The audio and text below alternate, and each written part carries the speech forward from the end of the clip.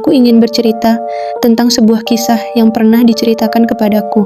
Kisah ini bukan tentangku, melainkan tentang seorang wanita bernama Nadia yang hidupnya berubah setelah menerima titipan yang tak biasa. Malam itu hujan deras. Saat Nadia pulang kerja, ia menemukan sebuah keranjang kecil di depan pintu rumah kontrakannya. Di dalamnya ada seorang anak perempuan. Wajahnya pucat, tubuhnya dingin, tapi matanya seolah penuh luka. Ada selembar kertas kusut bertuliskan, "Titip anak ini, jangan biarkan dia sendirian." Nadia yang belum pernah punya anak merasa iba. Ia pun merawat anak itu, menamainya Suri. Namun, sejak Suri tinggal bersamanya, rumah itu tidak pernah benar-benar sunyi. Kadang, Nadia mendengar suara langkah kecil berlari tengah malam. Kadang ada tawa lirih, dingin, menyelinap di balik temaram lampu. Tetangga-tetangga bilang, sering terlihat seorang anak kecil bermain di halaman, padahal rumah Nadia gelap, tak ada seorang pun di luar. Tapi Nadia tetap bertahan, seakan percaya bahwa anak itu nyata, meski dunia di sekitarnya mulai menolak kenyataan. Suatu malam, Nadia bermimpi. Dalam mimpi itu, ia melihat seorang perempuan pucat, penuh luka, berdiri di depan rumahnya. Perempuan itu berbisik lirih, "Tolong, jaga anakku."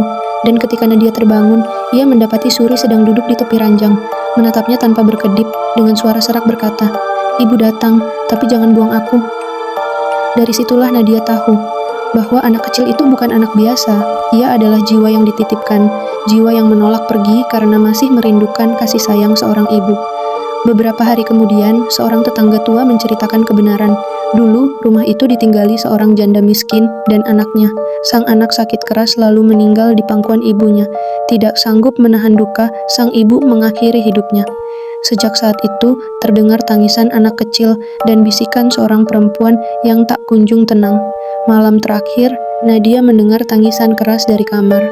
Saat masuk, ia melihat Suri memeluk boneka lusuh sambil terisak, "Ibu mau jemput aku."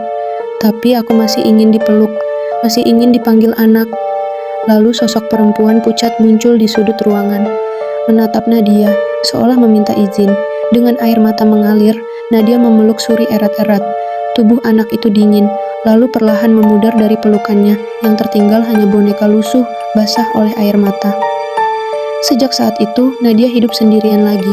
Tidak ada lagi langkah kecil, tidak ada lagi tawa lirih. Tapi setiap kali hujan turun deras, Nadia selalu mendengar suara samar di ruang tamu. Suara anak kecil yang berbisik, "Ibu, aku dititipkan padamu, jangan lupakan aku."